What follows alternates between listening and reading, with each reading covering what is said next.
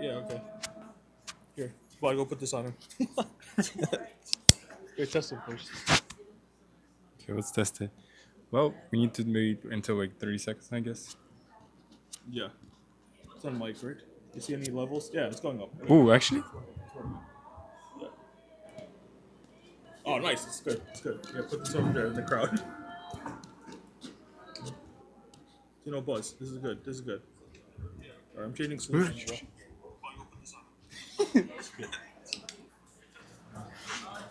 Wait, so where should I put it? Like, should I put it like over there somewhere? Tell them in Acharya to use this. We have two of them, We right? have to, yeah. That's coming in from here.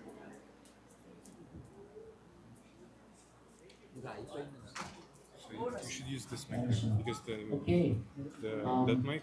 Somebody can help carry the oven. You know how this works, right? There's two pieces here. The back. Is it connected to the? Yeah, it's ready. It's only for the recording. So then will everyone be able to hear? Yeah.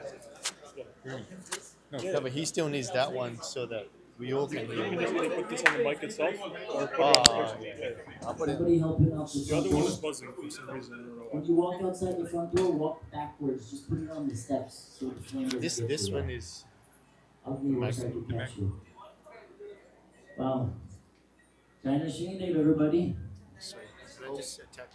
Oh, what's that? Oh, cool. Oh, yeah. Technology.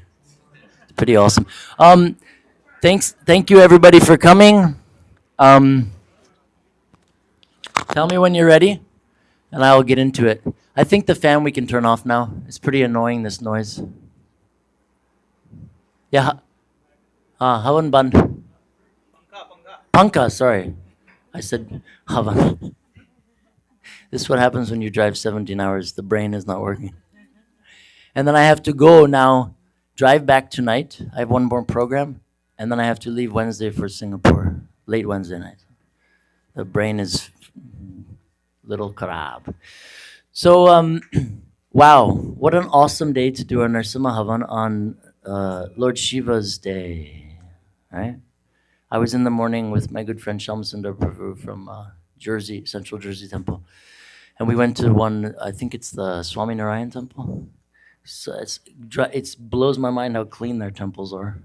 And I saw somebody drop like a flower petal and like 10 people went to it. I was like, whoa, calm down. So they had nice Shiva there, you know, beautiful. And the Swamiji was very kind. He loves Narasimha.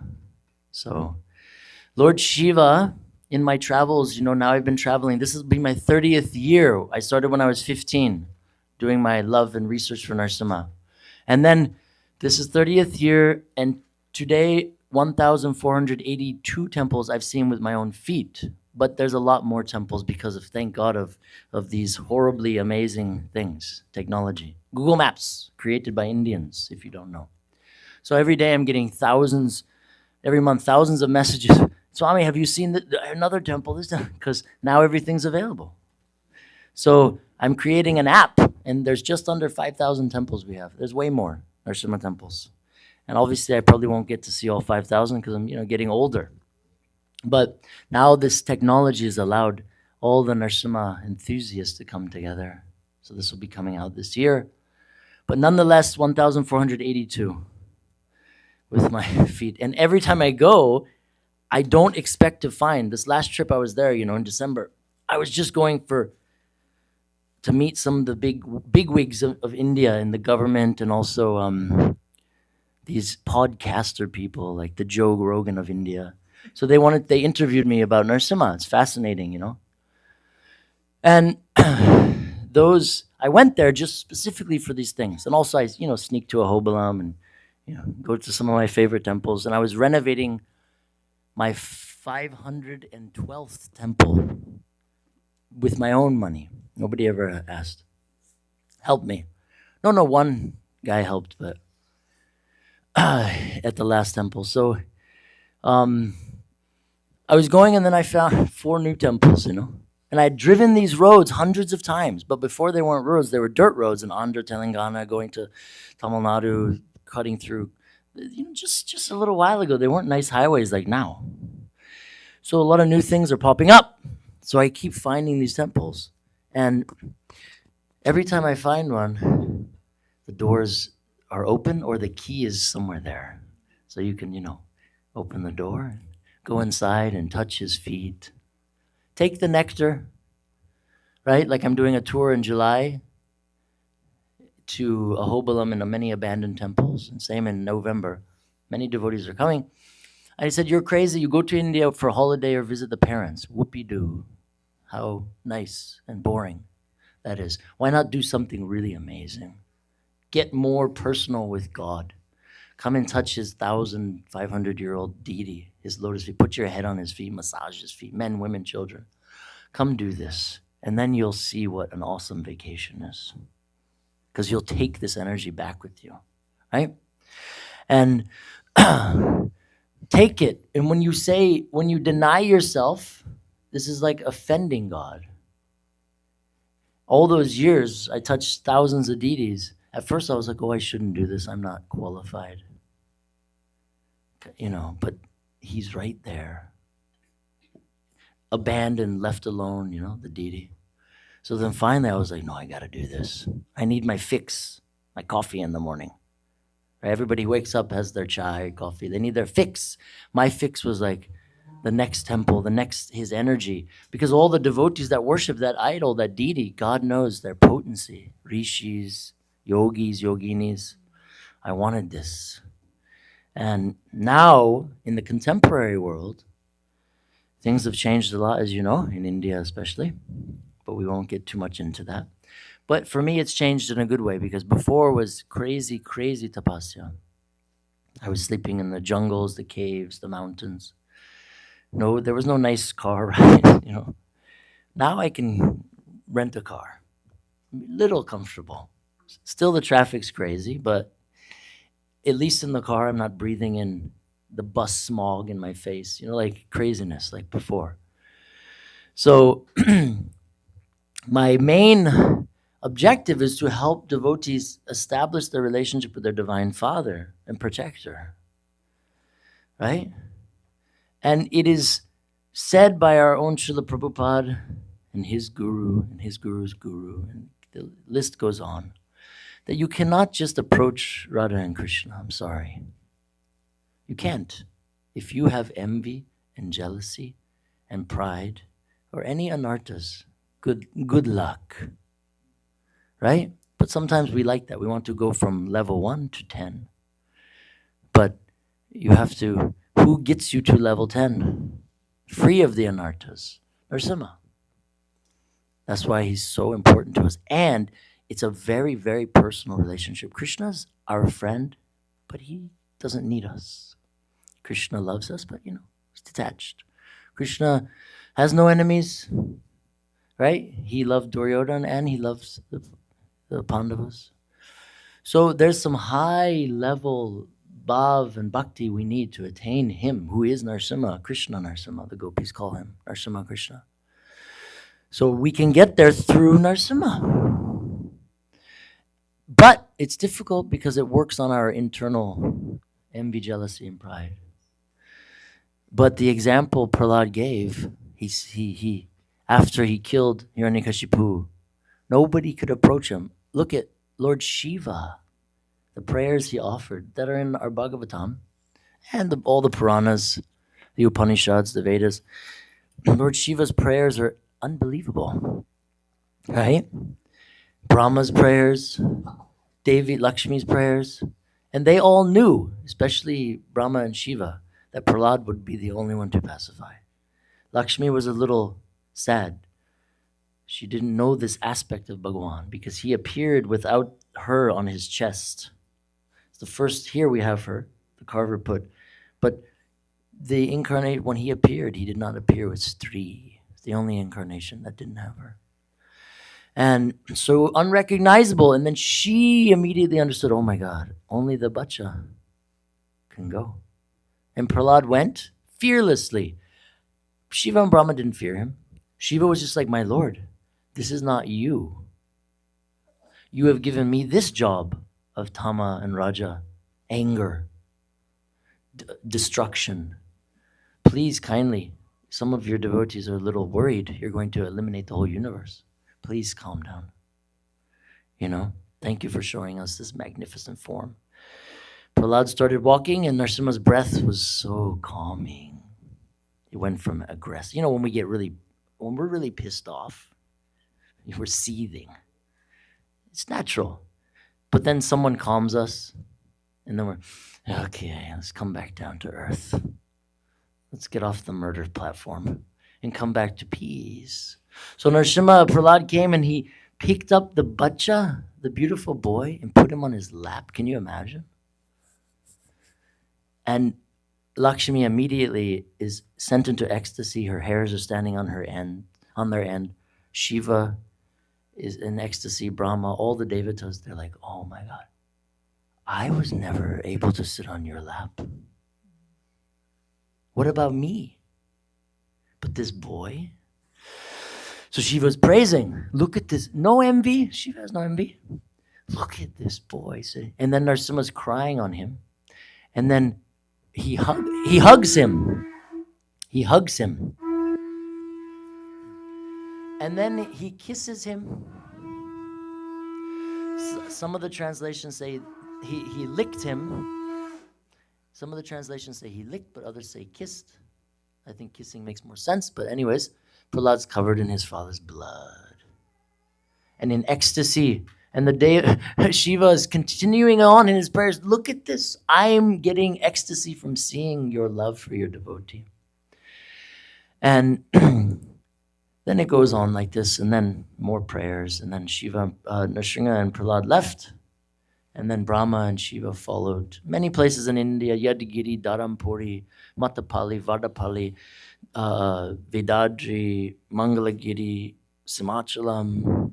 List goes on and on, how many places they went together. And of course, Rudra and Brahma followed with suit of prayers and love.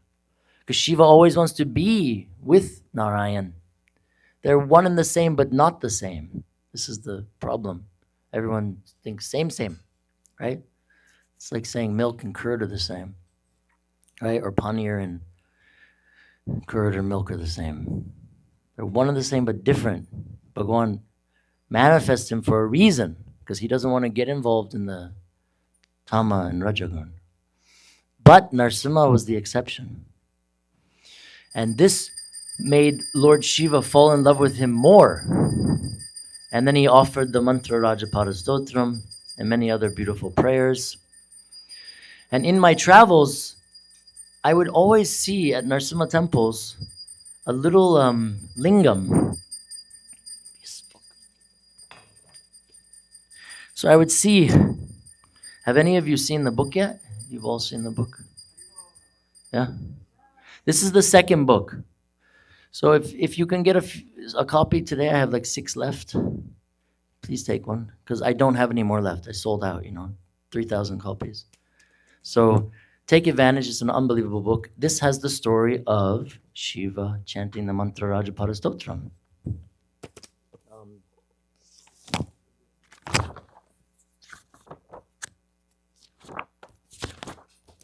So Shiva, I wanted to show how beautiful this scene is.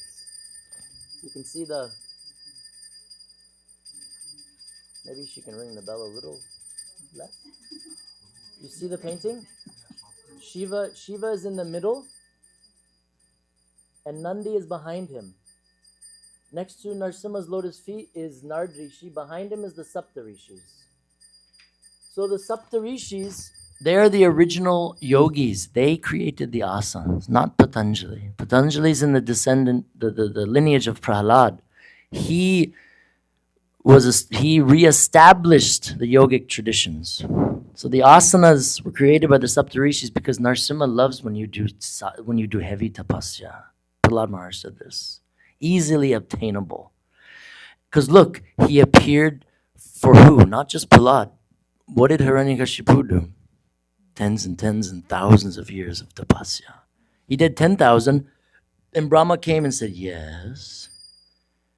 And here, well, what do you want? And Hiranyakashipu was like, I want everything.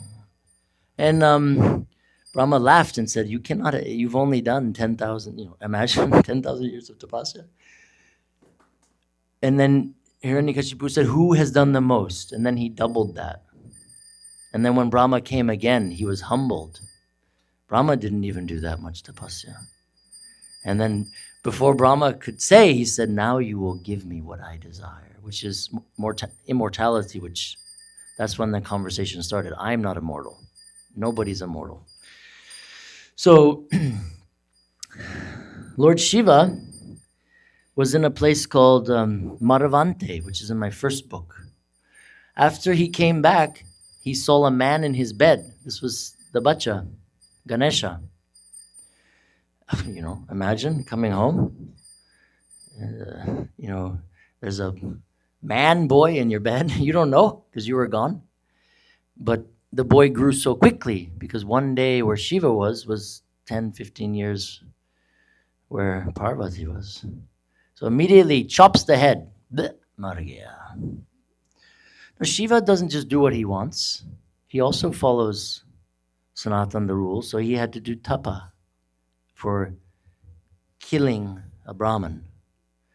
So Narada came, of course. Narada's so amazing. You go to this one place where there's the ocean and the river, and you do tapa, and the Lord will appear to you. So Shiva went there, called the Maravante. And Shiva doesn't have to meditate for long for his Lord to come. And Lord Narasimha manifests before him, and he said, my dearest devotee, my number one, what is it I can fulfill? Ask me anything. Lord Shiva said, Jayo. Lord Shiva said, I wish to remain with you. Please don't leave me. And Narasimha said, leave you? You are always with me. Some translations say then Shiva went into his third eye, the Rudra. That's why you see a lot of the deities of Nrsimhadev. Most have the third eye. You'll see this. And it's called Rudra Narasimha, showing this aspect, And Lord Shiva was the god of Hiranyakashipu. Or not really. He gave Hiranyakashipu a boon. Because there's this beautiful prayer in the Upanishads. When Hiranyakashipu was finally spread out on Nrsimha's lap, Nrsimhadev had his neck. And then he had 32 arms. He was holding all his hands, his legs. He was pulling him up. Then he was getting ready to rip him. At that moment, Hiranyakashipu said a prayer to Lord Narasimha. He said, wow, look at you, Narayan. You did this for me? All this for me? And he was so amazed by Narasimha's form. He said, not even the thunderbolt of Indra could put a speck on my chest. It shattered into 1,000,000 pieces. Shiva's trident and axe became blunt on my chest. But your nails ripped through me like nothing. Only you, Narayan. It is only you who could do this. It's a beautiful prayer. So, just before then, Lord Shiva gave Hiranyakashipu a boon. He would come anytime. And Shiva already knew this because he wanted darshan of Hari. This is his whole essence, Lord Shiva. He's sitting in Mount Kailash or anywhere. He's not doing Shiva Katha. What is he doing? This is a no-brainer.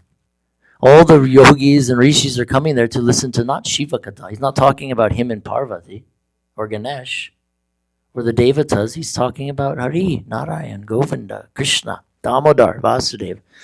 He's relishing, right? And he is not. He's completely detached. Even his Devi, Parvati, imagine her beauty. He's completely unaffected. And that caused him some trouble sometimes. We have the Asta Durga, Asta Kali, because he ignored her. So that's maybe some knowledge for you men. Do not ignore your patnis or heavy khatarnak problem. So Shiva's so detached. He's constantly relishing. When Hiranyakashipu realized, oh, I cannot defeat, he called Shiva. Shiva came and he had darshan of Narayan, Narasimha. And then Narasimha became Jwalamukhi. He burst into flames and he said, Shiva, okay, now you have took your darshan, please go. Unfortunately, because of a lot of misinterpretations and self-proclaimed gurus and teachers in India, which there's billions of them, unfortunately, they create some false narrative that Shiva came and he had to kill Narasimha to cool him down. Bunch of nonsense, garbage.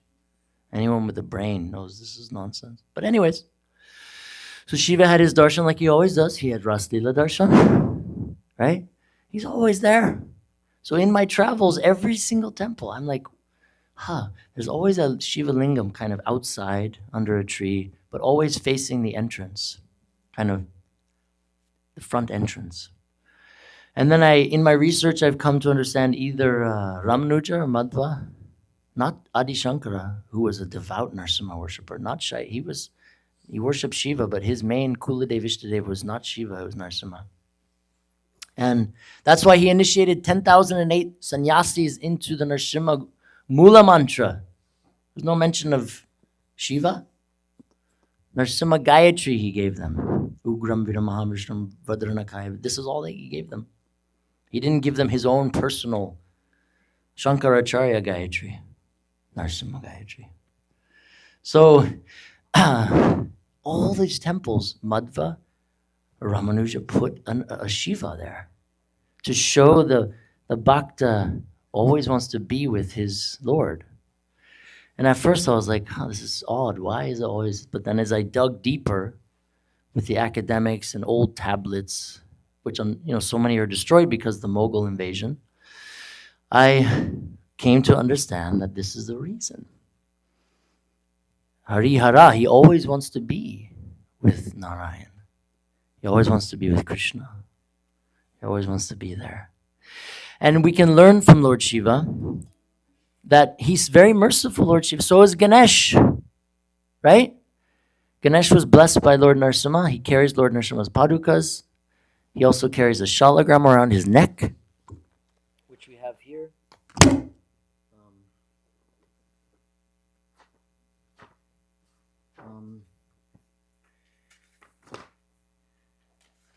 This artist is so amazing.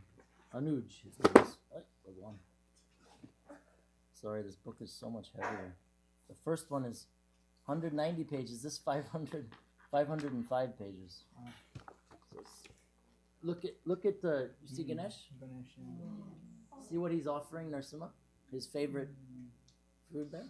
So you can see in the middle down the end. You see the paduka, the jewel paduka and the shalagram.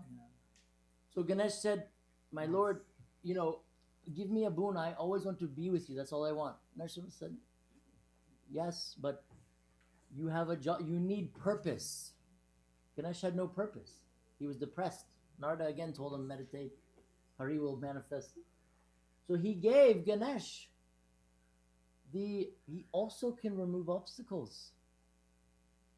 He can remove your temporary obstacles, money, whatever, fame, fortune, all this typical stuff everybody wants. And he can also give you bhakti. But who's asking him for bhakti? I've never met anybody in my travels that's asking Ganesh for bhakti. And he can give it. And he can give it so much easier. But nobody asks him. They say, Hare Ganesh, please. I need help. My kids need good college. I need bigger salary, whatever the thing is. And it's okay. You can ask for this. He's so kind. He'll give it. But it is temporary. It comes with conditions. But if you ask him, can you please give me Narasimha, Krishna? How about that? Then you get both. So he's very fantastic. So this is another beautiful painting by the same artist. I don't know if you can see. So you have Madhvacharya, you have Pranavayu. Vayu is not the wind god. This is another misconception we have in ISKCON. Vayu, wind, hawa, no. It's life prana. That's the only thing we cannot live without is our prana. Who was the first? When Vishnu whispered into Brahma's ear, what did he whisper through? Pranavayu. Om.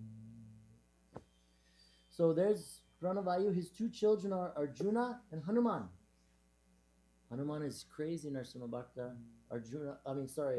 Bhima, crazy Narasimha Bhakta. Bhima was Kshatriya. They are Narasimha worshippers. And you'll see there's a deity called Bhima Narasimha in one mutt in North Karnataka near a place called Sirsi. This mutt has no electricity. There are no cell phones allowed. 2,000 years of tradition and not one fall down. I went there, billionaires come, Google executives I've met. No cell phone. Well, there's no range anyway. You have to sleep on the hard floor. There's only squat toilet and only cold water. I met so many rich, famous people that they come 2 weeks out of the year for tapa. This is the deity. You can see he's here on the top right. It's called Bhima Narasimha.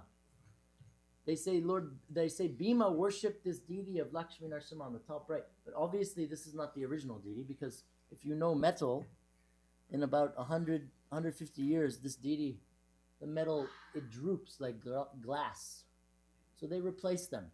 But then they'll generally melt the original metal and make the Stapati will make the same deity out of the new metal. So that's the deity. Bhima worship, they believe. He carried with him. And they're part of the Madhva Sampradaya, an offshoot that really went hardcore Narasimha and Hayagriva. And their whole essence is the heavy, heavy tapa, heavy austerity.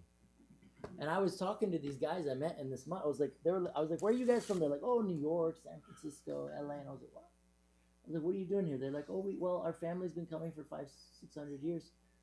The eldest son especially has to do tapa. And I was like, oh, that must be a bit of a change from, LA. I was like, how are you doing with the no cell phone? They were like, it's very difficult. But this is tapa. Whatever you like, say you like sweets, kaju burfi with nice silver on top. Something, burfi, I don't know, gulab jamun. Whatever. Say, okay, I'm not going to have this, my lord, for 1 week. Whatever. I'm offering this tapa to you. It seems so dumb, but it's not. Right? It's not the hugeness of your vrata, your display of wealth or what. No, it's the idea that, hold on a minute, I'm very dependent on this. Let me control myself and offer this to you. Women don't have to do too much of that. This is mainly for the men. The tapa men need to do. It's very, very good for you. So this guy is really far out. His name is Bhashyan Swami. Some of you are familiar with the temple in Melkoti, which Prabhupada was going to go to. Unfortunately, he didn't end up going. But a lot of my uncle Prabhupada disciples and my parents, they all went there. So this Swamiji was the head pujari there for like 37 years. Now he's married man. He worships a Narasimha in Mysore. He has an ashram. He's the only living Narasimha tantric. He's one of my gurus for my havans, He's very heavy man. Very heavy. People come, they're affected by ghosts. I don't know all this stuff. I don't get into that stuff. I think sometimes it's maybe just a little bit of mentalness. People are struggling with depression, anxiety. They come to him. Big politicians, they want to win the votes. He doesn't take any money. He doesn't care. Not interested. He's been worshiping so long. And when I was there, I was sitting inside, right almost inside the sanctum. And they're inside of an altar in India. You cannot get out. There's only one entrance. It's considered a womb. Now, he's in there doing his puja, and he has to practically walk over me to go out.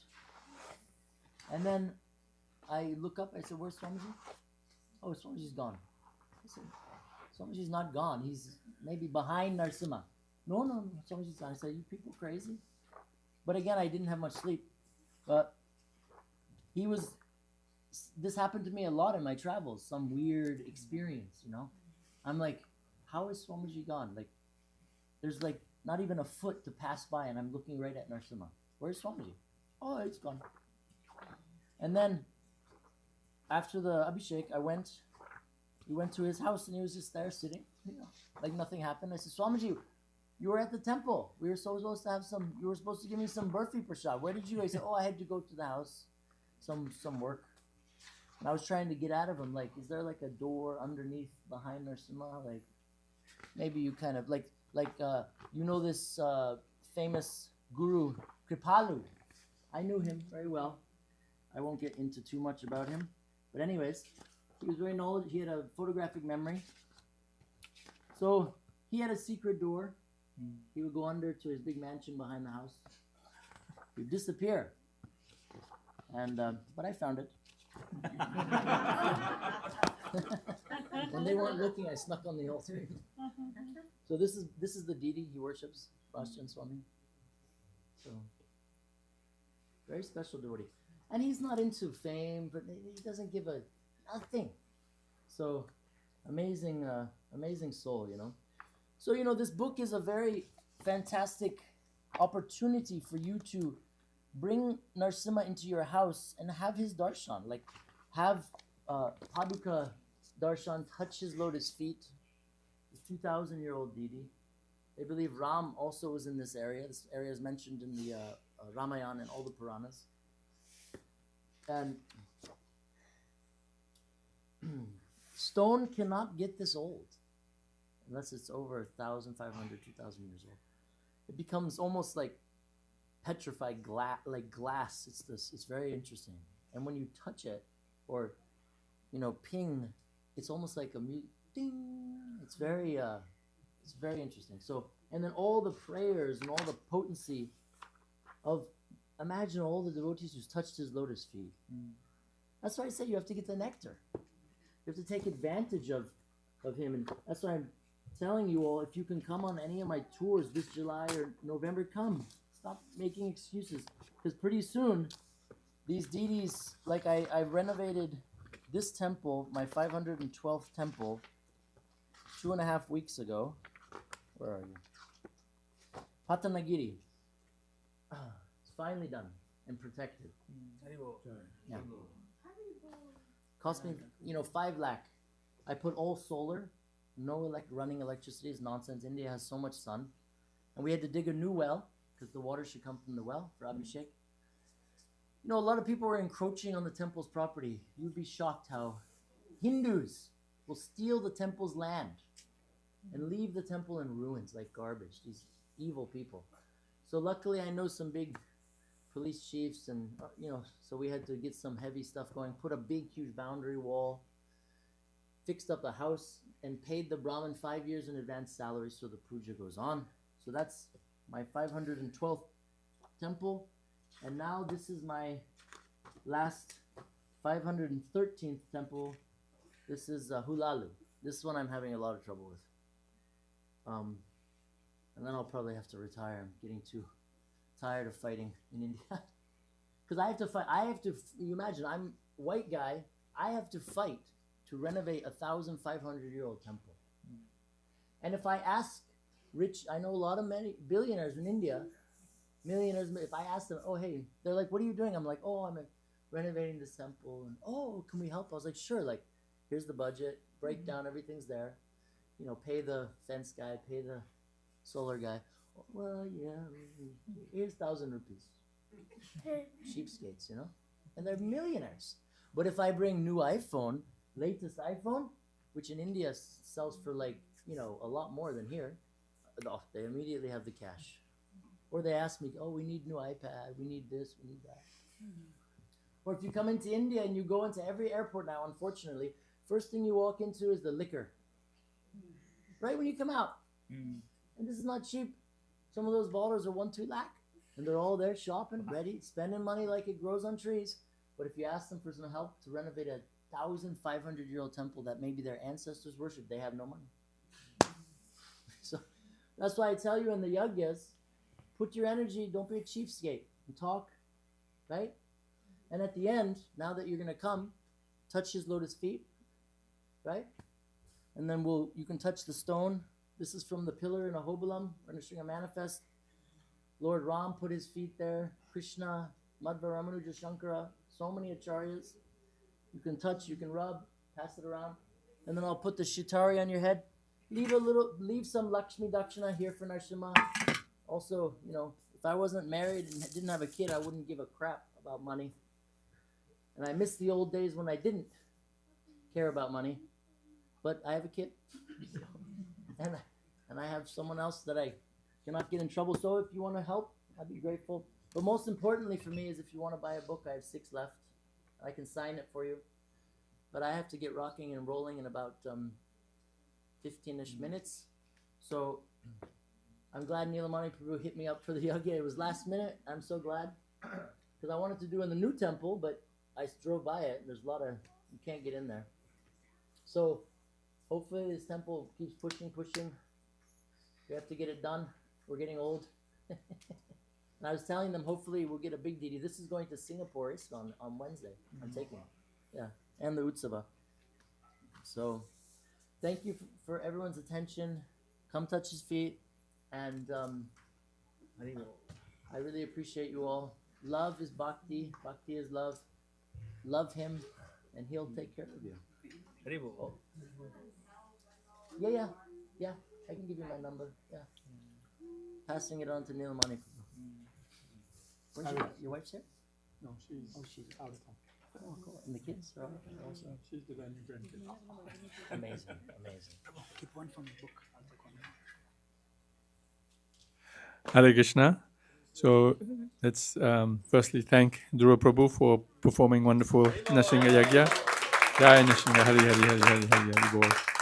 So yes, please do help Dhruva Prabhu in whatever way you can. I do want to also tell you that we have advance purchased around, I think, 40 books or 25 books, something like that, which we will be giving out to sponsors in our main Narasimha Yagna in April, right? April? Yes, in April. We'll be doing our annual Narasimha Yagna, and so we had bought those books to give as gifts for our Narasimha Yagna sponsors also. Janmashtami, make sure you be a significant donor, because these books also, Yes. it's important. If we have any after Narasimha Yagna, then we will use them in Janmashtami certainly, and maybe we'll get some more from Dhruva Prabhu also to give. They're wonderful books, wonderful. So much love, heart, and devotion Dhruva Prabhu puts in traveling to all these different temples and making those connections and renovating those temples and servicing them temples and getting the stories behind those temples. So I think we're very fortunate to have access to these wonderful books, and it's very nice that Dhruva Prabhu comes every year and spends a little bit of time with us. So thank you. Thank you, Dhruva Prabhu.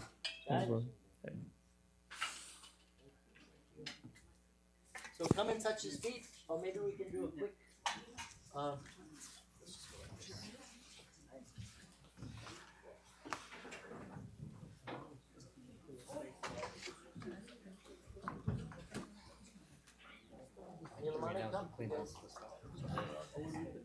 Yeah, if we can get a couple of volunteers to help us clean up before our main Aarti and Sunda program.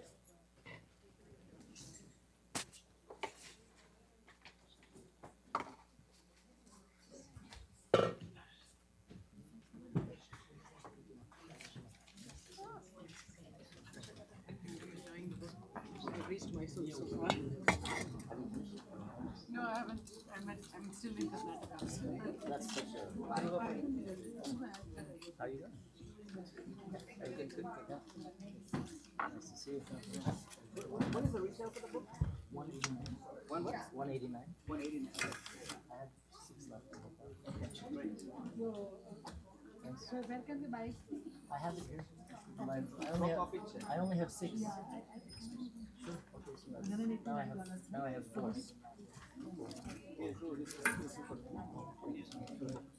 Thank you.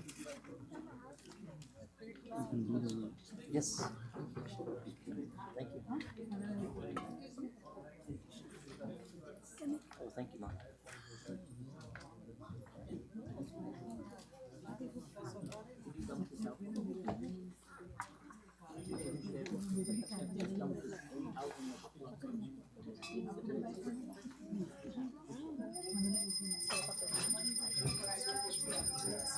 Hi. Yes, ma'am. Thank you, ma'am. Of course. One more. Gotcha. The more the better. Nice to see you. I'm very happy. Oh, I would love that. Okay. Maybe next time we'll do one at your house. So I'll do that. Are you doing good in school?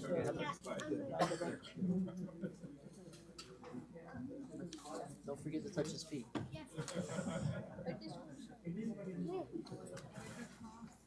Hare Krishna. Where's Balaji?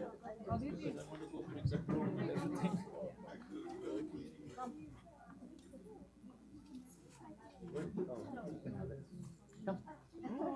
Thank you. Nice to see you. One more? Come.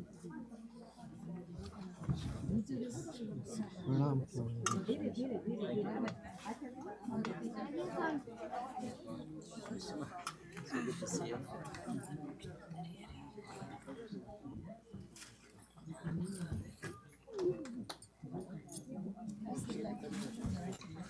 He's right over here.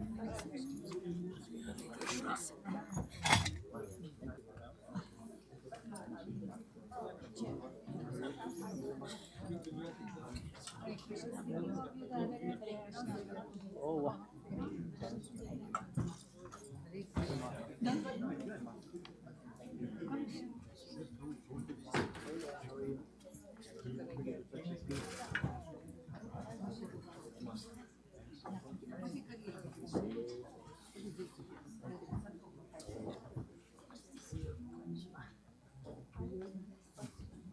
Yes, they do.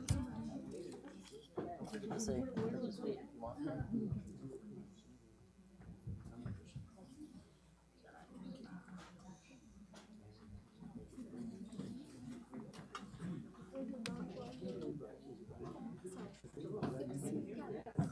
Everything's good?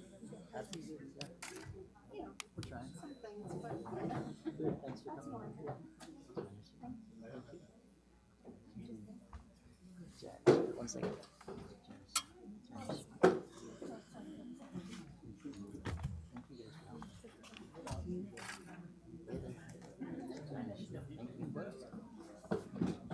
Hey there. Good luck with it. Hey, Mark. Thank you, Mark.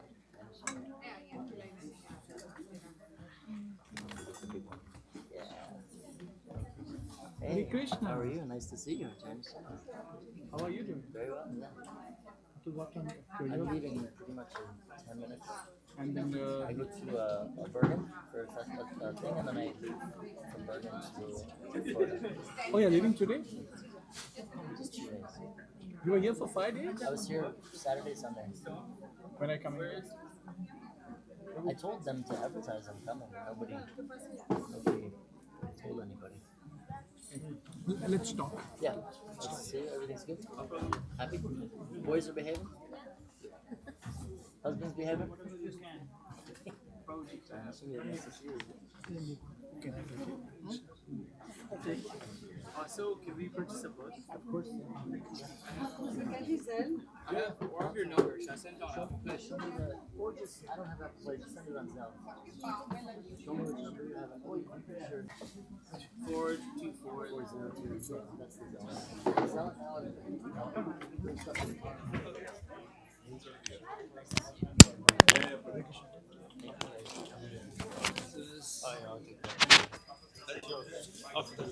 It's for the recording. It doesn't. This one has some buzzing sound, so we kept this.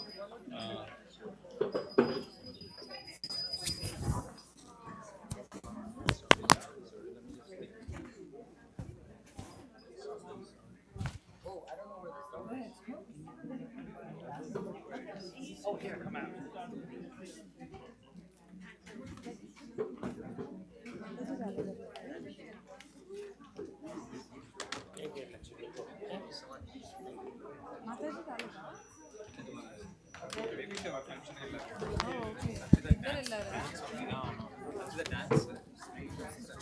Wait. Yeah. Wait. First you do namaskaram, okay?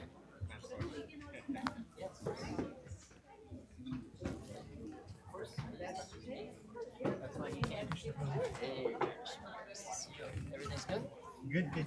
How are you? Next time, please come to Longa so we can. Yeah, I want, yeah. Make sure. We can do home. Like your book's awesome. I got it finally. So glad you got it. It took forever.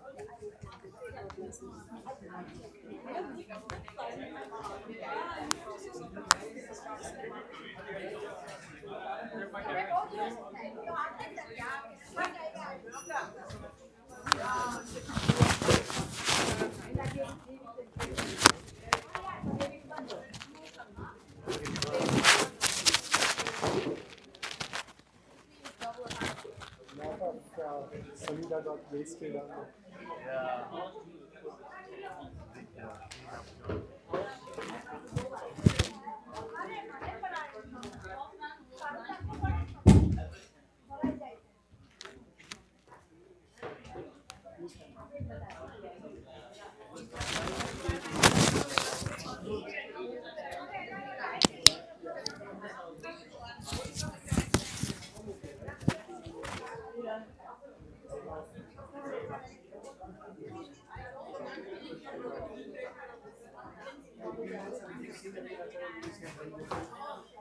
No, he said how you could.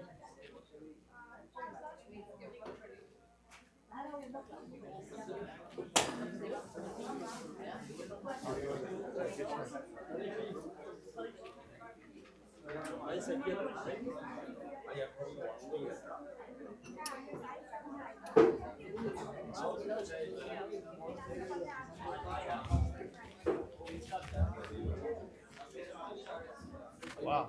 Do you think I did? तुलसी की वृंदाय तुलसी देव्याय प्रियाय कृष्ण शिचा विष्णु भक्ति प्रतिदेवी सत्य नमो नमः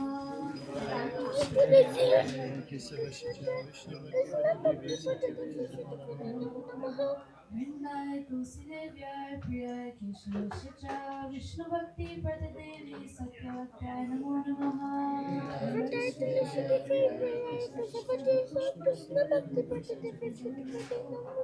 वृंदाय तुलसी देव्याय प्रियाय कृष्ण शिचा विष्णु भक्ति प्रतिदेवी सत्यवत्याय नमो नमः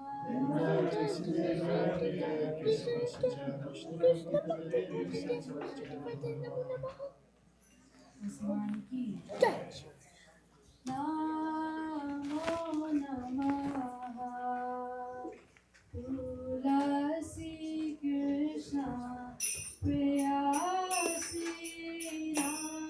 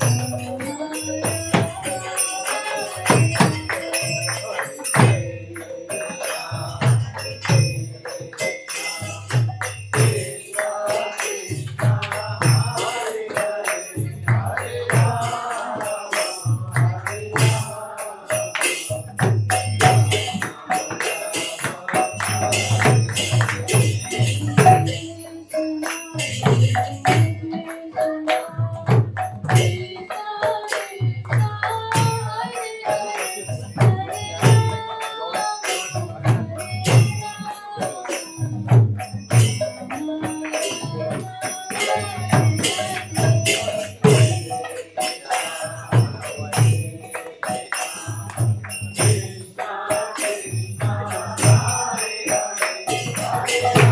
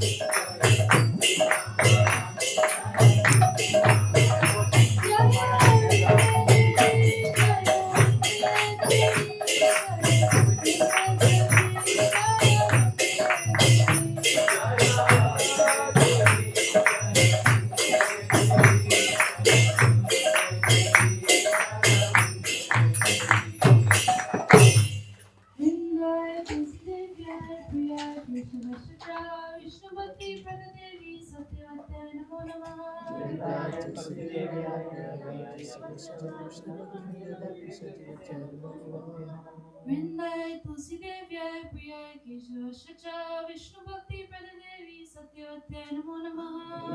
Vrinday Tulsi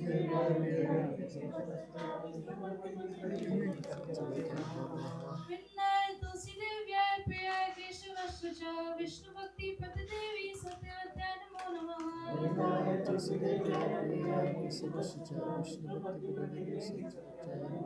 Tulsi Marni Ki Jai, Vrinda Devi Ki Jai. O Tulsi, beloved of Krishna, I bow before you again and again. My desire is to obtain the service of Sri Sri Radha Krishna. Whoever takes shelter of you has his wishes fulfilled. Bestowing your mercy on him, you make him a resident of Vrindavan.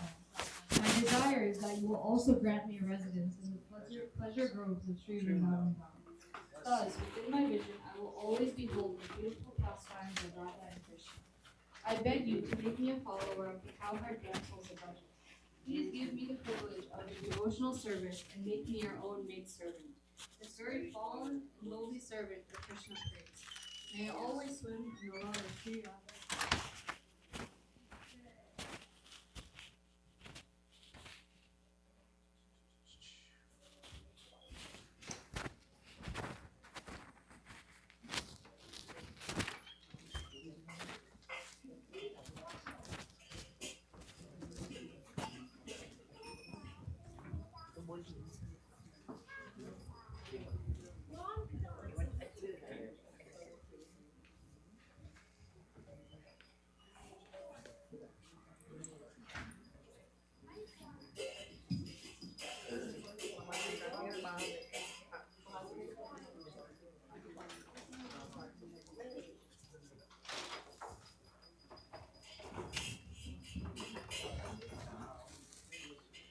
Jaya Prabhupada, Jaya Prabhupada, Jaya Prabhupada, Jaya Prabhupada,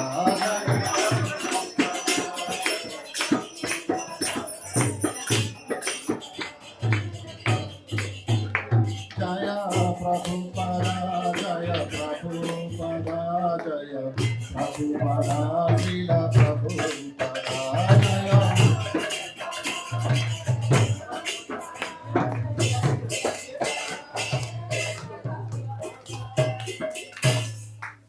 Shri Guru Charana Padma Kevala Bhakti Satma Shri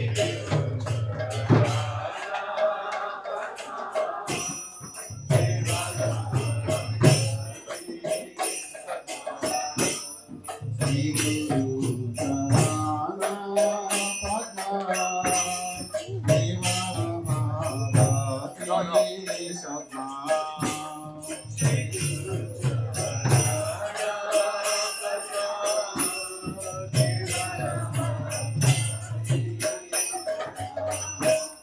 Pandamoyi Samadana Mahade Two times. First mouth, and after when you finish your arti, again it for two proper twice. Now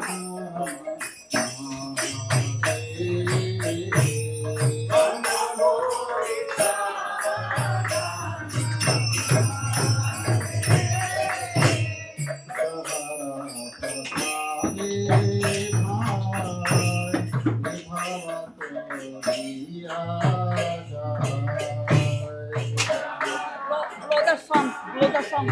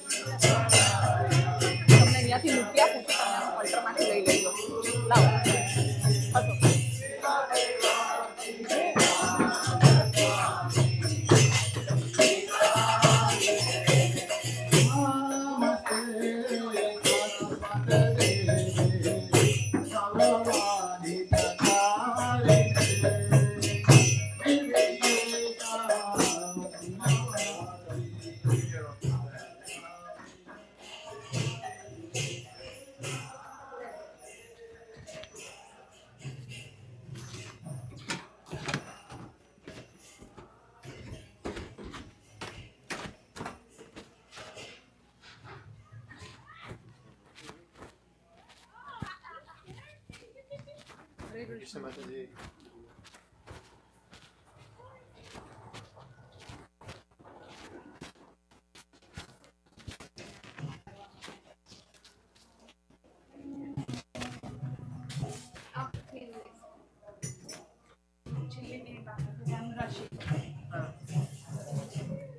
They are not done. I can wash it.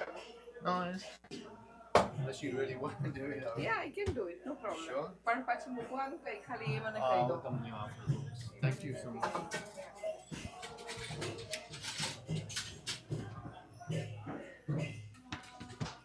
તુલસી મહારાણી વાળું જોઈશે.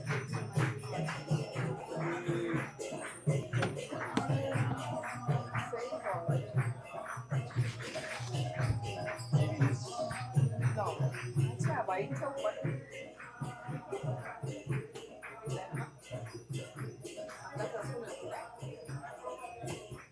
લખેલું છે આપણે આખું બહાર કાઢો કદાચ order side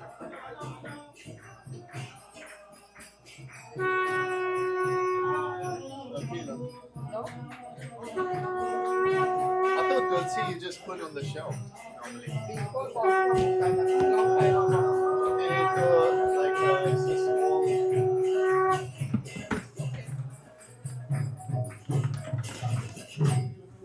Yeah, you can put Prabhupada. Prabhupada video. આની પર નથી લખેલું? તમે ચારે બાજુ જોયું?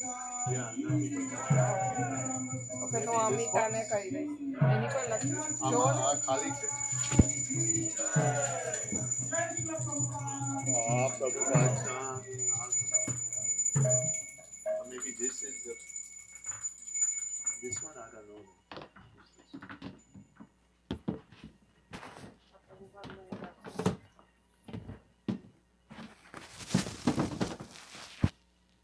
અમિતાને પૂછવું પડશે. આનંદ રસાને.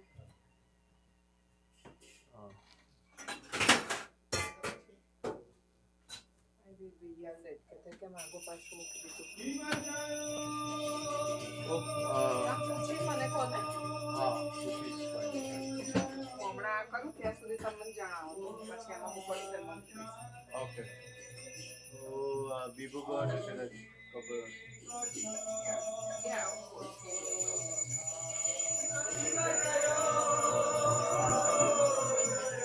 સવારે તો ચાલ પર ને કાકે ધોયા હતા સવારે ને આયા સવારે મેં શેલ કર્યું ને બીબુ ઘર કે જો આયા તો હું ત્યાં જગ્યા કરી મેં જગ્યા નથી અને તમે સુકેલા એક લેતા જાઓ ને હા પ્રસાદનું એક પાછળ લેતી આવો બંને લઈ હા તો બે લઈ જાઓ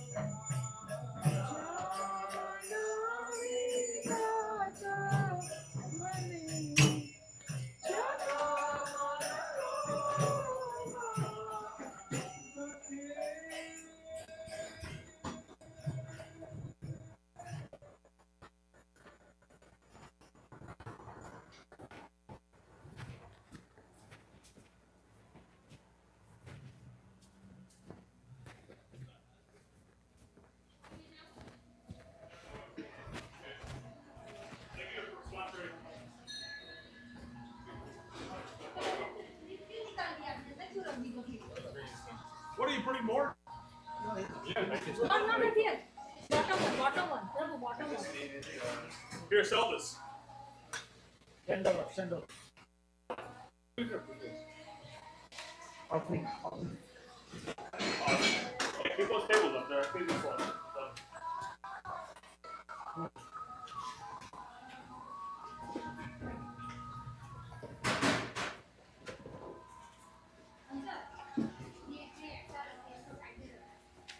Bye, Prabhu.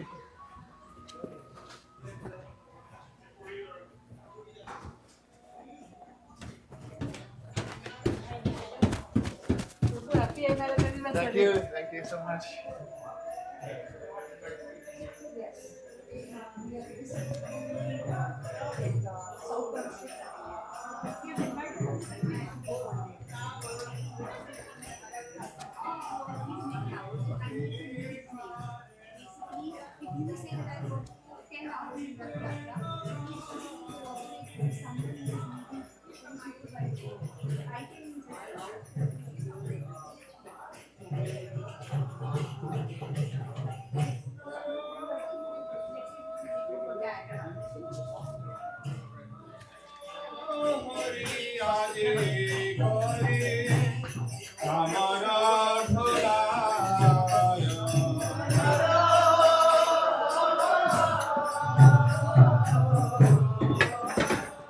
Car is blocked. Can you quickly see morning?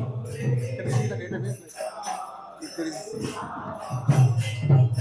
Sanjaya Mukunda Vasu Goshadika. It's not master. They don't have master. They do now?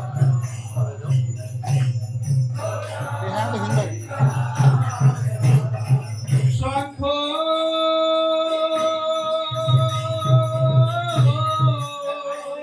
Baje Ghanta Baje Baje Kartala.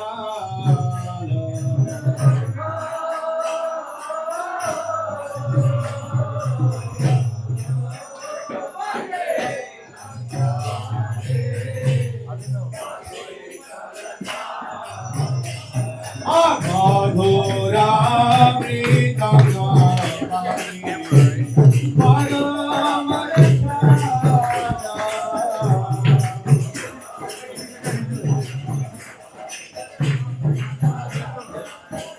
Yeah, you can hear from here. You can see the Madhura Madhura Bhaje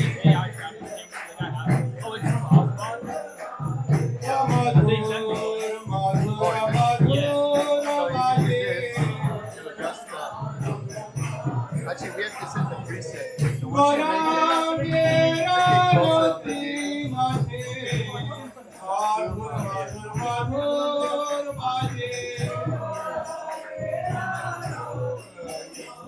once that make this preset one, make it Shankar Baje Ghanta Baje now I'll go this Madhur Madhur Madhur Baje. preset V1 is you can do another one. Oh Shankar Baje Ghanta Baje Madhur Madhur Baje. Film it, so it's just the screen.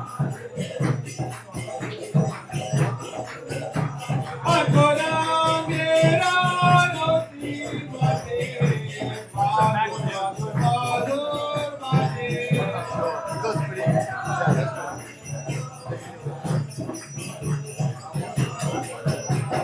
Shakho baje, ghanta baje, madhur madhur baje. Shakho baje, ghanta baje, madhur madhur baje. Nitai Gaura Hari Bol, Hari Bol, Hari Bol, Hari Bol. I mean, you know when to come down, everything is down. Nitai Gaura Hari Bol, Hari Bol. So yeah, so this is one, output is 1, 0.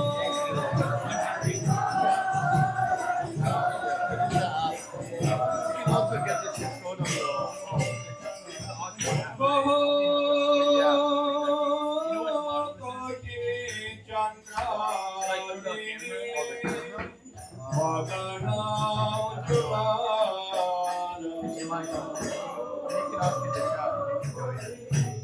I like very basic. Isn't there a nice car? Yeah, this was Who's donated?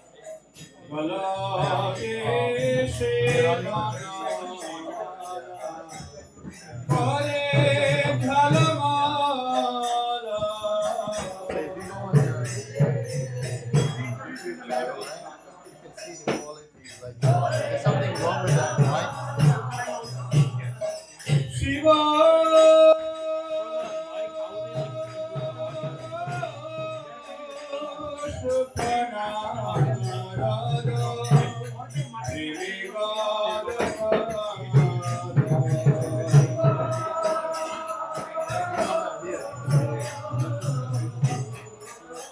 change the title now too, right?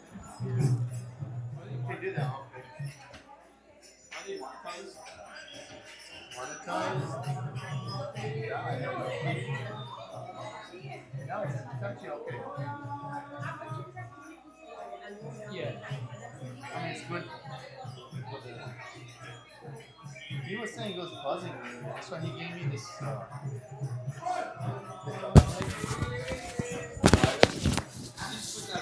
Yeah, I had put it on. This one. Magnetic? Yeah, this is a pretty good one. What company is this? Holy something, Holy Land or something like that. But yeah, this one works as well. Well, I hardly ever use this. Usually the mic feed goes into the mixer and then. Oh yeah, it gets outputted. Yeah, yeah, combined with the video. And that. So usually it works quite good. It's working better right now. Yeah. Because when it's like I hear outside, it's like Yeah, sometimes we have to adjust the mixer, but none of us really knows all the settings. So we were Yeah. asking. From Prabhu was trying to get like some class, like training thing, so that we all know how to use it. when's that happening? I don't know. He said he's organizing with Hardik Prabhu. With Because Hardik, you know the. I probably know his. Yeah, like- he's the one that installed this whole music system, sound system. I think I know him. I think I know. Yeah, you've seen him. You probably just don't know the face to it. Yeah, so sometimes this comes in useful though. Like if someone's can't hold the mic or they're moving around or something like that, right? That's where this they can just clip it on like this, you know. It's a magnet, right? And then just Like that, and then and then it's like a wireless mic. So, and it feeds. I think it's feeding into the same thing. yeah. So Sometimes the audio's like distorted. actually, I don't think it's on right now.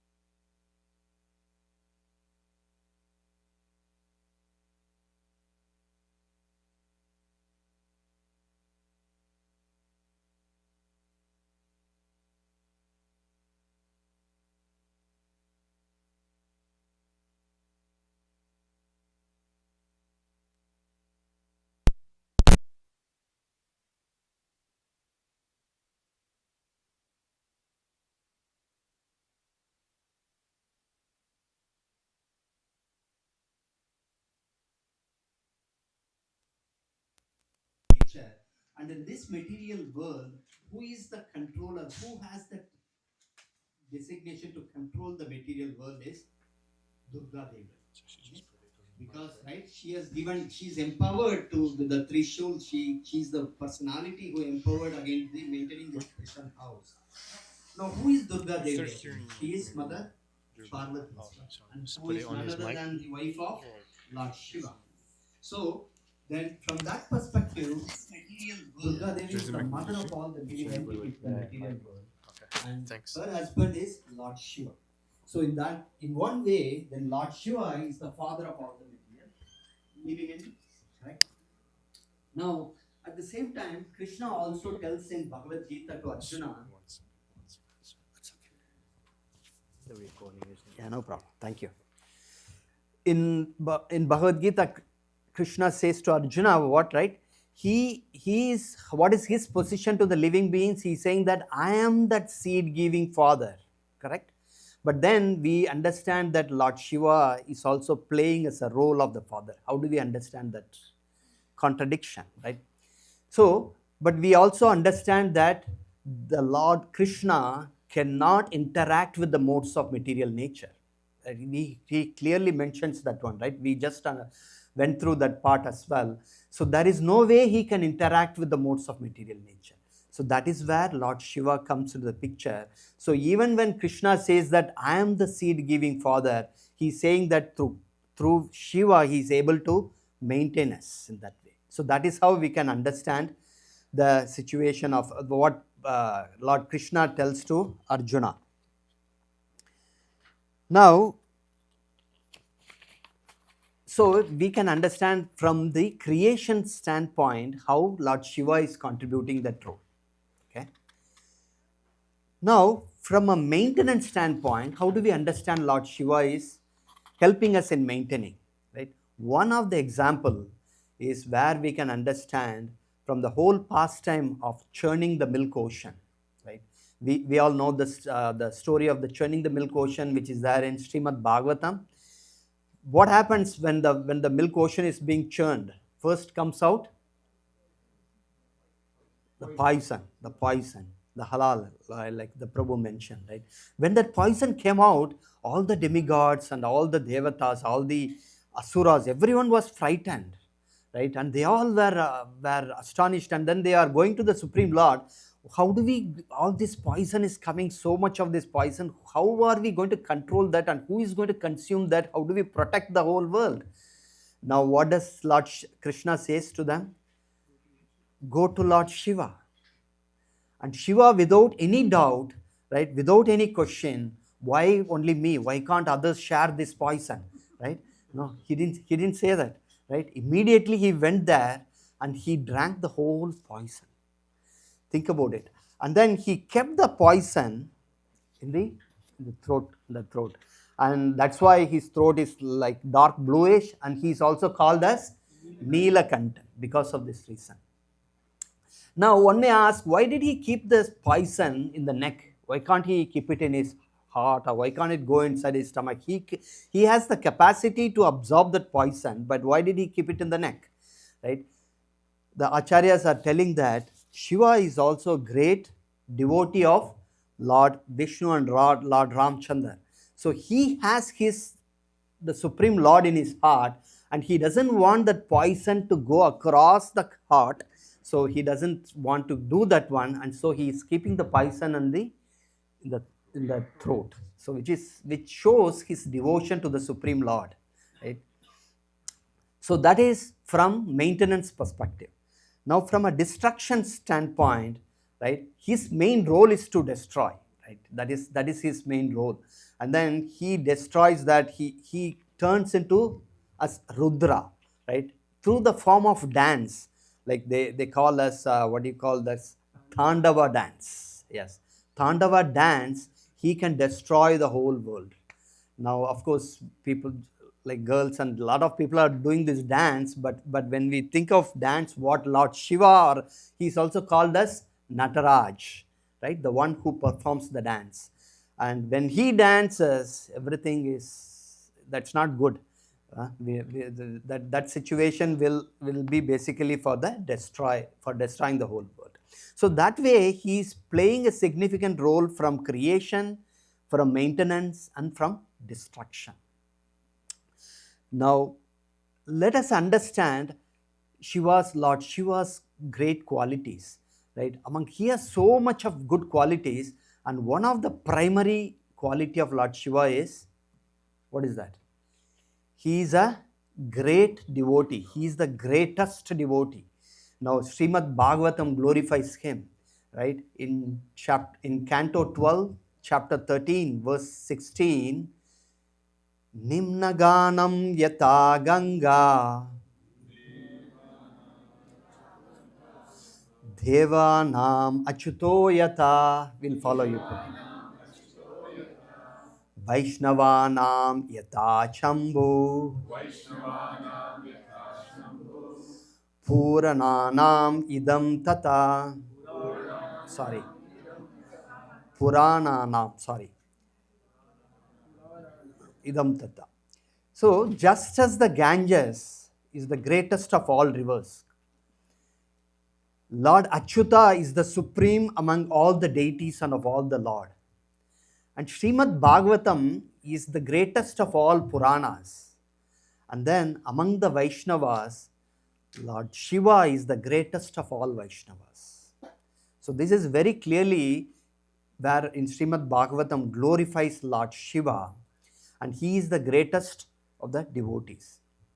Now, how do we understand, how do we say that he is the greatest of the devotees? Right? There are so many examples, so many things Bhagavatam Canto 4 discuss about this whole topic, but in the interest of time, we'll just take one example which gives that he is the greatest of among all the devotees. Right? If you take in the 4th canto, he is also giving the teachings to Prachitas. So Prachitas are the 10 sons of King Prachitabharis. So now the king is ordering all these 10 sons, so please get married and produce, have those, we want the material world to be full of living entities, and you please help us in creating the material world. And all of these Prachitas, all the 10 sons, they go into austerities for thousands of years. And then seeing their austerity, Lord Shiva is coming and helping them. So that is where Lord Shiva is giving that Rudra Geet, is being instructed to Prachitas. And Lord Shiva was glorifying the Supreme Lord, all his features, all his qualities and everything, and he was explaining to Prachitas. So this way we can understand that the Lord Shiva is playing his greatest role as a devotee. Now, another aspect, and how do we understand that Lord Shiva is a great devotee? Again, Srimad Bhagavatam is explaining that there are 12 Mahajans in Bhagavatam, right? So it is in Srimad Bhagavatam, Canto 6, chapter 3, verse 20 to 21. It lists down all the 12 Mahajans. Who are all those 12 Mahajans? Brahma, Narada, Lord Shiva, 4 Kumaras, Kapila, Swayambhuva Manu, Prahlad Maharaj, Janak Maharaj, Bhishmadev, Bali Maharaj, Sukadev Goswami. Out of these, Lord Shiva is one of the top 3. So where we can understand his great position as a Mahajan. So we don't need to, we all know the story, all those great personalities, and Shiva is also one of the great Mahajans. So that is why he is the greatest devotees. Now, how do we also understand, now if you think about it from he is the greatest devotee, another example is when Lord Shiva always meditate on Lord Ramachandra. It is being mentioned that he is always meditating on Lord Ram. And then once there was a discussion where Parvati Devi wanted to worship Vishnu, and then she comes, and then she's meeting a sage, and then the sage is instructing that you can worship the Lord, follow the fasting, and then you can worship. And then she's following for several months, and then she comes back to Kailash, and at that time, during the Dwadasi, Lord Shiva also want to break the fast, and Parvati also want to break the fast. And Parvati is saying that based on the sage's instruction, I'm supposed to chant this Vishnu Sahasranamam and then I have to fast. So Lord Shiva is saying that I need to fast in 2 minutes and Vishnu Sahasranamam is going to take 30 minutes. So then he's saying, in order to do that, I want both of us to sit and break the fast. He's saying, even if you tell the word of Lord Rama once, it is equivalent to telling the 1000th name of Lord Vishnu, right? So that is what he's saying. Sri Rama Rama Rameti Rame Rame Manorame Sahasranama Tatulyam Rama Nama Varanane. So the Lord Shiva replies that chanting the holy name of Lord Rama even once has the power and merit equivalent to reciting Vishnu's 1000 names. So this tells us that Lord Shiva is also the great devotee of Lord Ramchandra. So we are very clear with these points, right? Now, in addition to that, Lord Shiva being a greatest devotee, he has a quality to be easily pleased. And that's why he is also called as Ashutosh. Yes. And there are some examples, or how do we understand that Lord Shiva is easily pleased, right? One such example is, I don't know if you see from the picture, you come out, like there was a demon called Bhashmasur. This demon was performing so much austerities, and then Shiva was very much pleased with him. He was in a condition to even cut his head by his performing austerities to get the benediction from Shiva. And then Shiva, seeing that, immediately comes to him, okay, I'm like, what do you want the boon? I'm immediately able to provide you the boon. And this demon, what he was asking is, whenever I put my head on, whoever top of the head I put my hand, that person should get destroyed immediately. So, okay, tatastu, fulfilled. So immediately what the demon does, because of his demoniac mentality, he wanted to place his hand on the head of Lord Shiva himself. Why? Because he wanted to enjoy the opulence of Lord Shiva and be in that position. So now Lord Shiva is understanding the situation. Oh my God, like I gave the boon, now it is backfiring me. So he's running around and this demon is going behind him. And then the Lord Shiva finally worships to Lord Vishnu.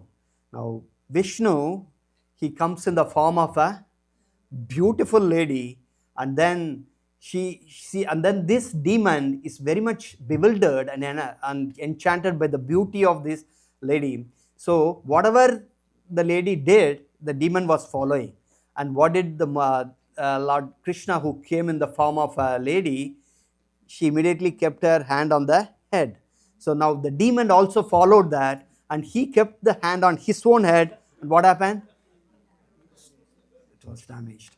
So even though he's a demon, but then the Lord Shiva was very merciful and he granted that boon. Right? Now there is another example where Lord Shiva is easily pleased.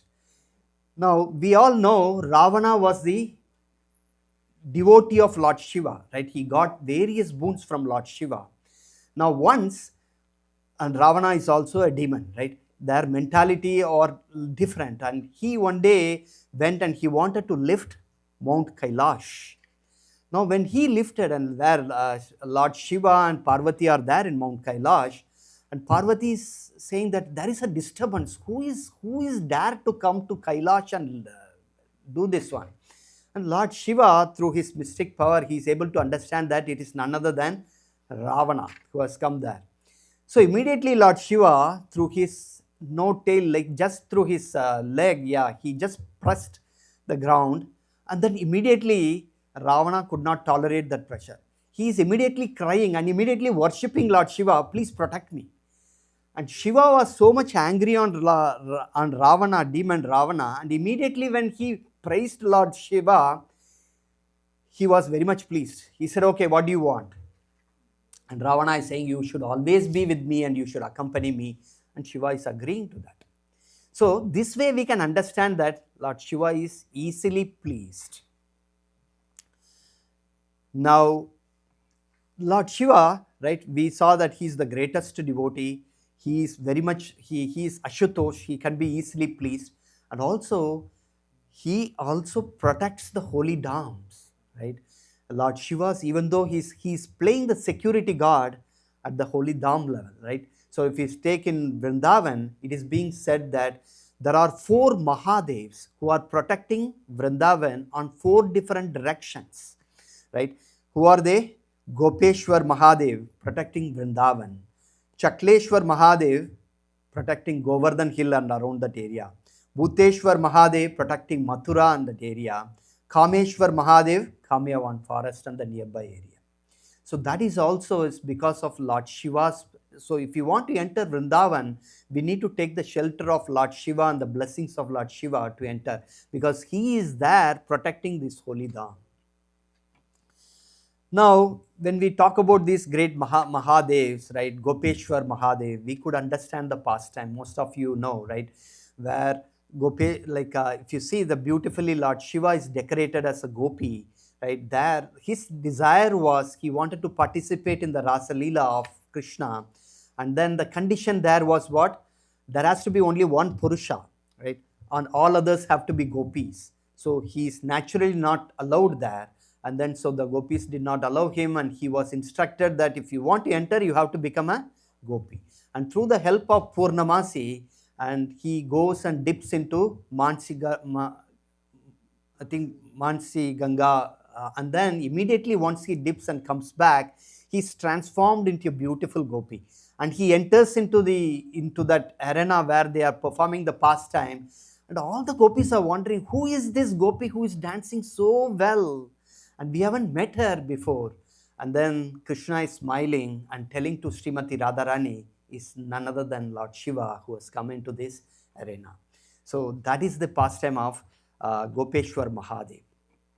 Similarly, on the Chakleshwar Mahadev, right, if you see Shiva is there, if you have gone there and visited, and there is a nice pastime here as well. We'll just say that like here, now, Sukadev Goswami, I think it was Sanatan Goswami was performing his austerities by chanting the glories of the Lord through his Harinam.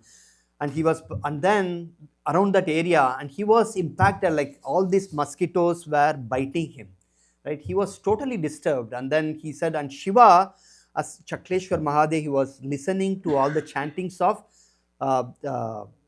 Sanatan Goswami, and then one day Sanatan Goswami is saying that because of the torture of these mosquitoes, I am not going to continue here and I am going to go from tomorrow onwards. Then Lord Shiva is requesting him, saying that, okay, don't worry, I will arrange that mosquitoes will not come back and then you can continue. So that we all know that story, and from that day onwards, there is no mosquitoes even today when we go there. So that is Lord Shiva's. So we can keep going, in the interest of time, we'll just talk some of the other qualities of Lord Shiva. And Lord Shiva is also very compassionate, right? One example of that compassionate is he goes to the graveyards and then he gives support to all the ghosts and spirits, right? He also has the garland of all the dead bodies, the head of the dead bodies, and then he rubs his whole body with the ashes. Now, I used to understand why is he doing that, right? Now, basically for 2 reasons. One is where he also, all these ghosts and spirits, they don't have a body. They are hanging there in between, and Shiva, Lord Shiva, being compassionate of them, he tries to help them out. And that is where he shows his compassion, and this is one of the example of that, right? So that we can understand this compassionate nature by this example. And then Lord Shiva also does various pastimes, right? He does, like in Vrindavan, one of the pastime is like when Lord Krishna is a baby boy, right? Like where Mother Yashoda Devi and Nandagaon, Krishna is in the baby form, and Lord Shiva wanted to see the beauty and the face of his Lord Krishna. So he is approaching Nandagaon, and then he's trying to go there and then wanted to take darshan of Lord Krishna. Now, Shiva, we all know that he is with full of hairs, and then with a snake, and he has damru in his hand. And Mother Yashoda, in order to protect Lord Krishna, she's saying that no, I'm not going to allow you to see the baby. So she takes Krishna inside, and then Lord Shiva did not have the opportunity to take darshan of Krishna. Then Krishna understood that it is none other than Shiva who has come, so he wanted to also help him. So he started crying, and he did not stop. So Lord Shiva left, and then all the Purnamasi is approaching Mother Yashoda and saying the reason for Krishna's crying is you need to bring that sadhu back. He wanted to see that sadhu, and Yashoda Mai arranges to bring Lord Shiva back, and Lord Shiva was very much happy to see the darshan of Lord Krishna. So this is one of the, and then when he went back and he started crying when he didn't had the darshan of Lord Krishna, and it is mentioned that there was a kund which was formed, Asheshwar Mahadev Kund. So that is there in Vrindavan as well. And so I couldn't get that picture. So that way we can understand how Lord Shiva is very much attached to the various pastimes of the Supreme Lord. Now, he is not only he participated in the pastimes of Lord Krishna, he also participated in the pastimes. So he is also he is accompanying Lord Chaitanya Mahaprabhu as well. How is that? He is part of one of the Panchatattva, right? If you see the Panchatattvas, the first one is on the left hand side is, who is that? See, Advaita Acharya, right? Who is Advaita Acharya? He is combined incarnation of Lord Vishnu and Shiva. So he is manifested as, he has the qualities of Vishnu plus Lord Shiva as well. So that way we can see he is responding, or he is participating in every yuga, right? In Treta Yuga, in Satya Yuga, in Kali Yuga as well. And we all know that through Advaita Acharya is based on his prayers, where Lord Chaitanya Mahaprabhu visited, came to this Kali Yuga, and then he gave us all the Sankirtan, Nama Sankirtan was established. It was because of the mercy of Advaita Acharya, which we could understand, and that is also because of Lord Shiva. Now, above all, Lord Shiva is also a grahastha like us, right? He's a householder. He has Mother Parvati is his wife, and he has Ganeshas and Subramanya or Kartikeya are the two sons of Lord Shiva. So now, among all these activities, he should also maintain his household life, right? So it is being mentioned that he is the perfect householder, and we all need to learn that lesson from Lord Shiva. Now, there are many examples in how we can understand, right? Now, each Lord Shiva, if we see, he's always with snake, and then he's also with what is his weapon, or what is his with bull, right? Shiva. And Mother Parvati, the tiger, right? The tiger. And then Ganesha is mouse, and then Subramanya is peacock.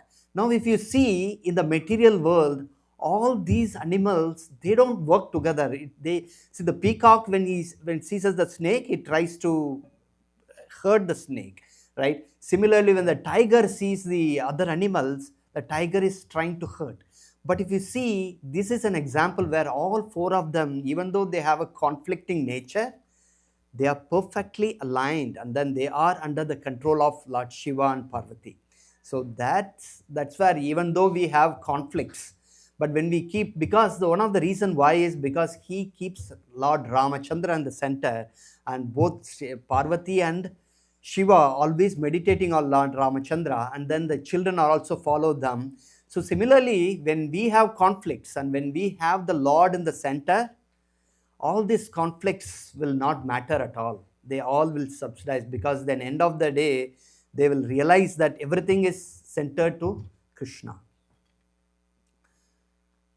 Now, we'll come to the conclusion. I know there are a lot to talk about Lord Shiva, right? When you go into pages and pages and pages are coming out when you talk about Lord Shiva. In the interest of time, and I also did not have much time to prepare. So I don't know a lot other than these, to be honest. Okay. So we can, the point is, right, Lord Shiva, we need to understand he is not an ordinary personality. Right? Based on this whole thing, right, we could understand his position and how humble he is, right? If you see in Mount Kailash, he doesn't even have a roof on top of him, right? Like, I know Nilamani Prabhu went to Mount Kailash, so we can right. There is no proper temple or there is no proper thing. He doesn't care. He's always in the mood of meditation on telling the glories of Lord Ramachandra and Krishna, and that is one of the reasons why he immediately pleases with all, even all the demons who go, don't disturb me, whatever you want, get it, I want to meditate on the Lord. That is the mentality and the mood of Lord Shiva, and that's why these demons take opportunity and try to get. So now, we as the devotees, aspiring devotees, what we have to learn a lot of lessons from Lord Shiva, right? What the lesson says, he is 24/7 dedicated to remembering Lord Krishna and Lord Ramachandra and meditating on him, and also he's telling his wife to do that, his children to do that. So as a devotee, we can also approach Lord Shiva and then we can ask him for his blessings, right? Now, we don't want to ask for the material desires, right? Like what this demon Bhaumashur did, Bhashmashur, he did, and stupid, he was not able to utilize the benediction properly, right? And we should not be going for a material opulence request, right? Instead, we should use, being Lord Shiva is the greatest Vaishnava, we should take that advantage and worship him. Because in Bhagavatam also, and Lord Krishna himself is saying that, right? Bhagavatam, when we churn the whole Bhagavatam, it says that we need to, the Supreme Lord Krishna is glorified and we need to worship him. The greatest of all our thing is to worship Lord Krishna. And Krishna is saying what, right? A devotee, if you are a devotee, instead of worshipping me and serving me, you will be considered as a devotee only when you serve my devotee. And who other than Lord Shiva? Lord Shiva himself is the greatest Vaishnava. So Lord Krishna will be very pleased when we serve Lord Shiva and remember him and take his blessings. So we should take all our steps and all our effort in pleasing Lord Shiva. I know we don't talk about Lord Shiva much. We just talk only on the day of Sivaratri, which is okay. But on this auspicious day, let us meditate to the Lord. Let us beg him and ask him his blessings so that we can continue in this path of bhakti. So that is Lord Shiva. So with that, I will conclude the glories of Lord Shiva. Hare Krishna.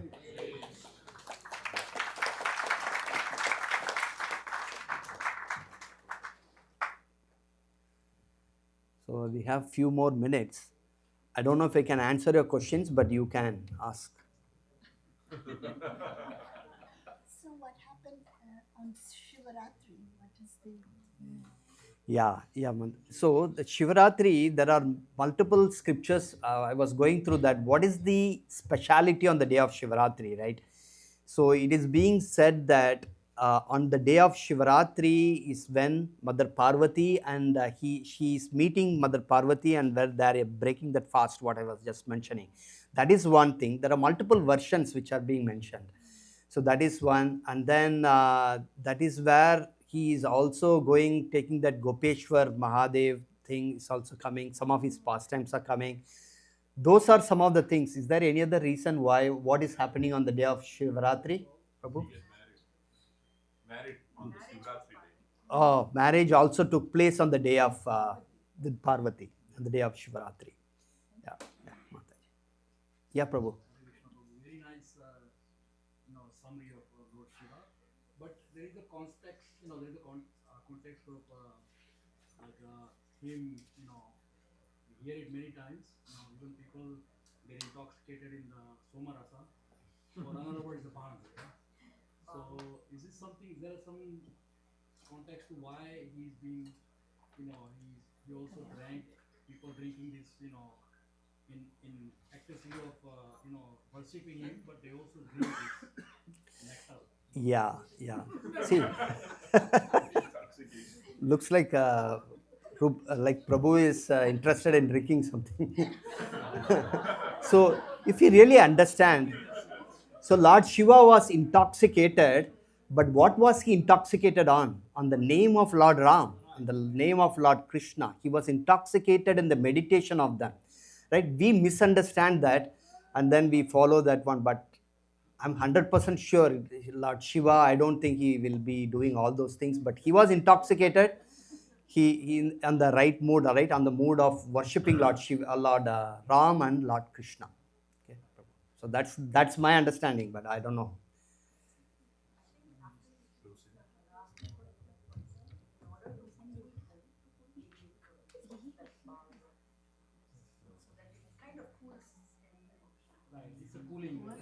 Yeah, so Mataji, but then for the cooling effect, what I also heard is when he drank the poison and kept in his neck, right? Then the Lord also comes in the form of moon, and the moon is also on the head of Lord Shiva. Have you seen that symbol? So that is the cooling effect because he had the poison. So in order to counteract the poison, the Lord comes as in the form of a moon and being in the head of Lord Shiva. That's one reason for that. No, if someone wants to drink that, first they have to drink the poison.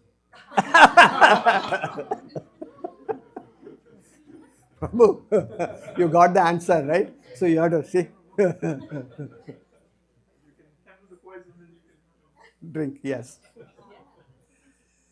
Okay, thank you so much. Hare Krishna. Hare Krishna.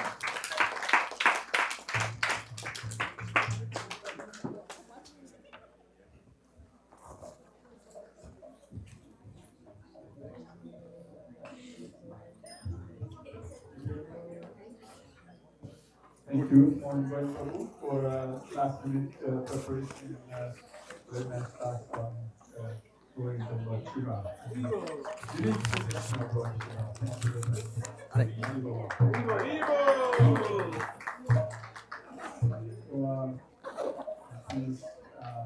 Prashad will be served.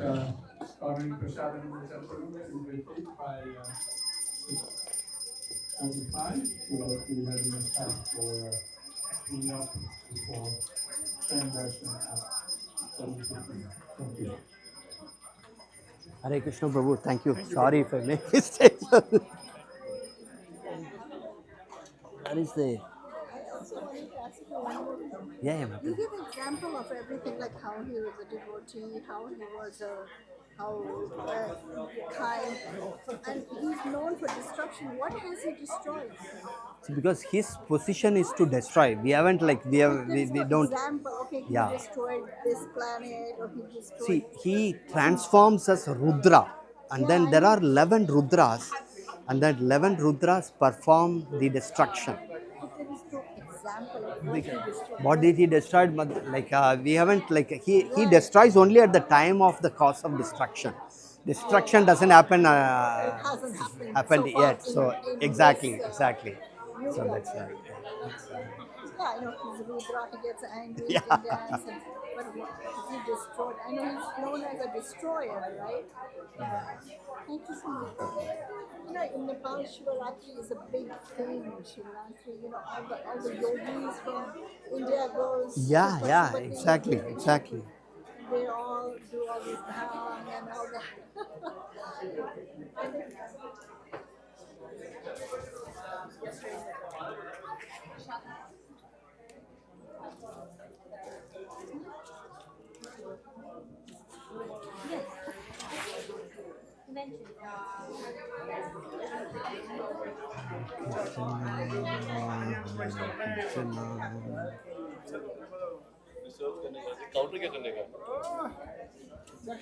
Haribol. So you come Prabhu, you come only correct time for taking prasad. Yes, Prabhu. Yeah, that's it. You don't take darshan. I took yourself. darshan, Prabhu. I took your darshan from the screen outside. I took Mataji. She grabbed me. Sadhu, you're saying that without preparation you did this. Wow. I didn't get it. What are you going to do then? Very difficult topic, you know. Shiva is like my favorite. He's my favorite. God. Oh, yeah. Prabhu, Vishnu ji ने क्या गलती किया वही? So he, oh, you have to give it to Nandacharya. Nandacharya Prabhu. Very good class. when I was growing up, right, like Shiva was my like Aradhya. wasn't coming on the stream.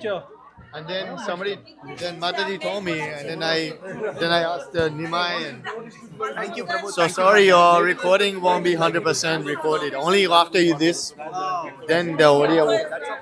I didn't know. Nice class. Thank you. Thank you. Very good.